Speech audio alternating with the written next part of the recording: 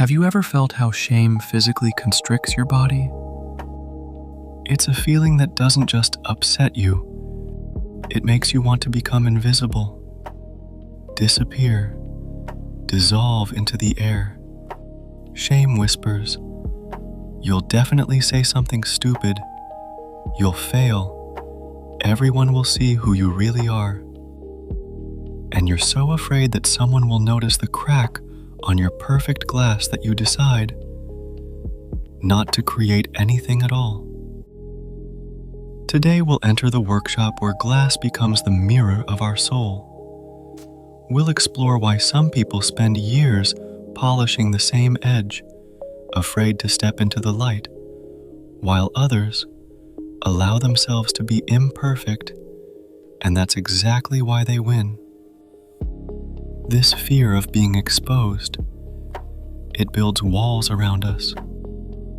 We close the doors, turn off the lights, and stay alone with our flaws, trying to hide them from the whole world. Let's enter one such workshop. It's very quiet there right now. Only the scent of wax and cold glass. A master works there, whose hands tremble every time he brings the tool to the piece.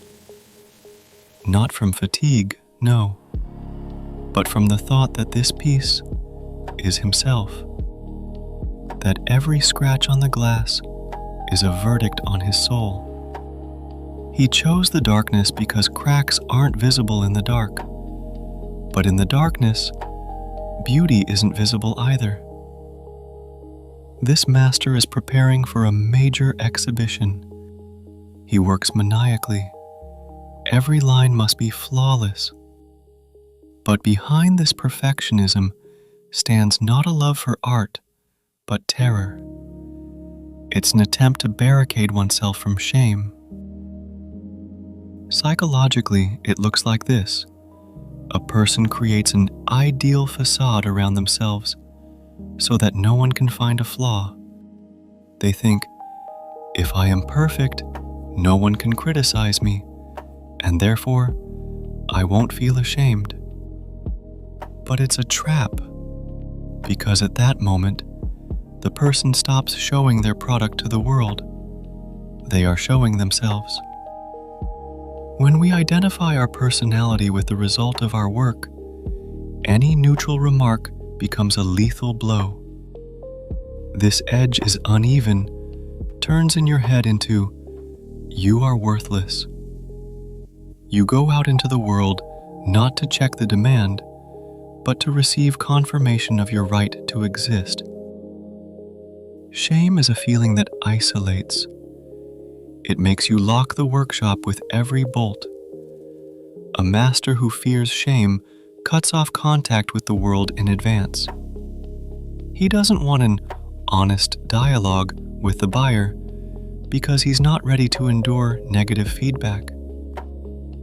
Notice the reaction to criticism.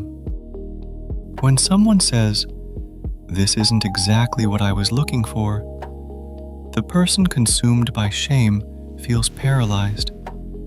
They fixate on their own misery and fall out of reality. They stop hearing that the client might have just meant a different color. For such a person, failure is an event of intergalactic proportions. After the exhibition, they want to destroy all their models because they came from their worthless hands. They get stuck in this state for weeks, months, years.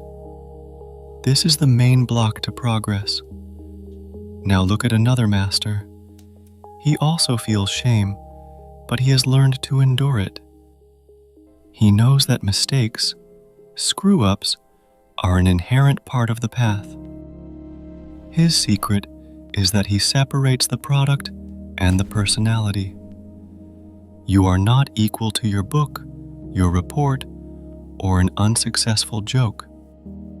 If a client criticizes the vase, it's a criticism of the vase, not of your essence as a human being.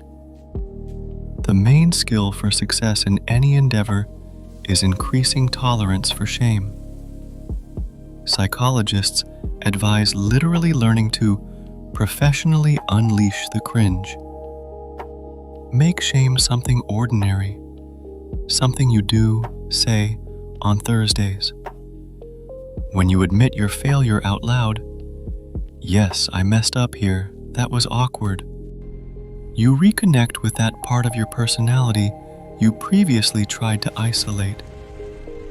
And at that moment, the tension disappears. Shame fears light and acknowledgement. How to stop getting bogged down in this swamp? You need to shift the focus from yourself to an external goal. Instead of endlessly spinning in front of the mirror and asking, "How did I look? Did I sound smart enough?" Start asking, "What did my listener want? What was my goal? What does the market need?" When your focus is on yourself, shame grows to incredible proportions. When your focus is on the goal, shame becomes just background noise that doesn't stop you from moving. Even if you are less talented than the one hiding in the dark, you will win because you act consistently. You don't lose contact with the world due to internal setbacks. You endure the slight pain of criticism, analyze the competitors, and move forward. We are all masters in our glass workshop, and shame will always be there when we bring something of our own into the light. But remember, your value as a person does not depend on how smooth the edge of your product is. Allow yourself to be imperfect. Allow yourself to be embarrassed, because only then do you become real. Only then do you become resilient. Step out of your dark workshop. The world is waiting for your glass, even if there are air bubbles in it. This is life.